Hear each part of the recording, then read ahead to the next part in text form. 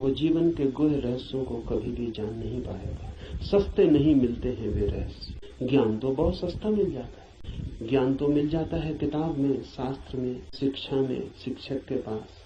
ज्ञान तो मिल जाता है करीब करीब मुफ्त, कुछ चुकाना नहीं पड़ता है। धर्म में तो बहुत कुछ चुकाना पड़ता है। बहुत कुछ कहना ठीक नहीं, सभी कुछ दांव पर लगा दे कोई तो ही उस जीवन के द्वार खुलते हैं। इस जीवन को जो दांव पर लगा दे उसके लिए ही उस जीवन के द्वार खुलते हैं। इस जीवन को दांव पे लगा देना ही उस जीवन के द्वार की कुंजी है। लेकिन ज्ञान बहुत सस्ता है, इसलिए मन सस्ते रास्ते को चुन लेता है, सुगम को। सीख लेते हैं हम बातें, शब्द, सिद्धांत और सोचते हैं जान लिया। अज्ञान बेहतर है ऐसे ज्ञान से। अज्ञानी को कम से कम इतना तो पता है कि मुझे पता नहीं। इतना सत्य तो कम से कम उसके पास है, सुना हुआ, याद किया हुआ, कंठस्थ हो गया। धोखा देता है, ऐसा लगता है मैंने भी जान लिया। इसलिए इस जगत में सभी चीजें जबरदस्ती आपको दी जा सकती हैं, सिर्फ सत्य नहीं दिया जा सकता, क्योंकि सत्य कभी भी परतंत्रता नहीं हो सकता। सत्य का स्वभाव स्वतंत्रता है।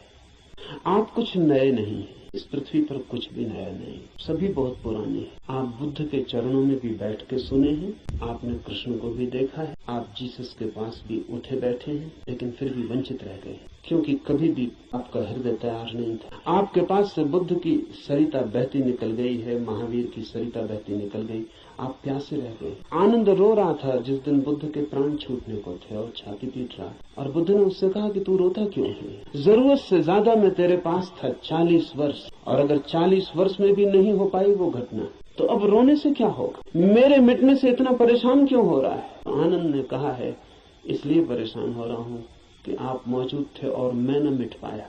अगर मैं मिट जाता तो आपको मेरे भीतर प्रवेश मिल जाता। 40 साल नदी मेरे पास बहती थी और मैं प्यासा रह गया, और अब मैं रोता हूँ क्योंकि जरूरी नहीं है कि ये नदी कब किस जन्म में दोबारा मुझे मिले। आप कुछ नए नहीं हैं। आपने बुद्धों को दफनाया, महावीरों को दफनाया, जीसस, कृष्ण, क्राइस्ट, सबको आप दफना के जी रहे हैं। वो हार गए आपसे। आप काफी पुराने, जब से जीवन है तब से आप अनंत अनंत यात्रा है। कहाँ हो जाती होगी चूक? बस यही हो जाती है कि आप खुले ही नहीं, बंद है। मैं तो आपसे वही कहूंगा जो मैंने जाना है। अगर आप भी अपने को एक खुलापन बना सके, आप भी उसे जान लेंगे।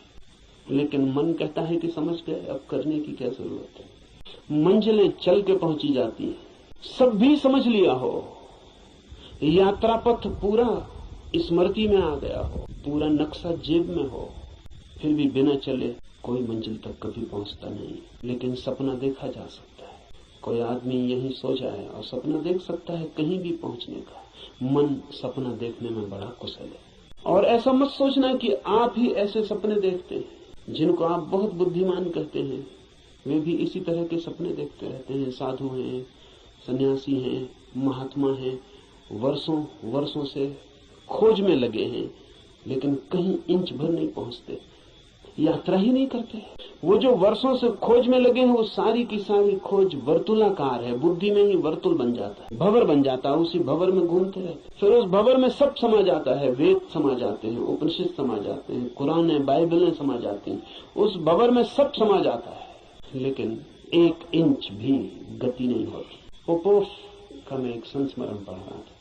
पोपोफ एक साधिका थी और गहरी साधिका थी, और पियोत्र दिमित्रोविच ऑस्पेंस्की के पास साधना। एक दिन बैठी थी पास, एक सज्जन ने आके ऑस्पेंस्की से पूछा कि ईश्वर है या नहीं। ऑस्पेंस्की ने कहा कि ईश्वर नहीं। फिर ऑस्पेंस्की थोड़ी देर रुका और उसने कहा कि लेकिन मैं कोई गारंटी भी नहीं कर सकता, क्योंकि जो भी मैं जानता हूँ वो सब माध्यम से जाना गया है। कभी आंख से देखा है, लेकिन आंख का भरोसा क्या?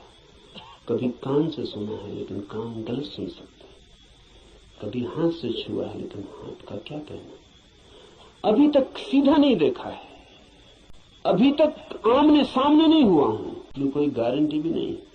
अभी तक जो भी जाना है उसमें मुझे ईश्वर का कोई अनुभव नहीं हुआ, लेकिन जरूरी नहीं कि ईश्वर न हो। इससे सिर्फ मेरी खबर मिलती है कि मेरे अनुभव क्या है, इसलिए मैं कोई गारंटी नहीं कर सकता कि नहीं ही है। इसलिए मुझ पर भरोसा करके मत रुक जाए, खोजना। जब भी माध्यम से कुछ घटता है तो भरोसे का नहीं। अगर फूल के बिल्कुल पास भी पहुंच जाए तो भी आंख देखती है, हाथ छूते हैं, सुगंध नाक में आती है, ये भी दूरी का अनुभव है।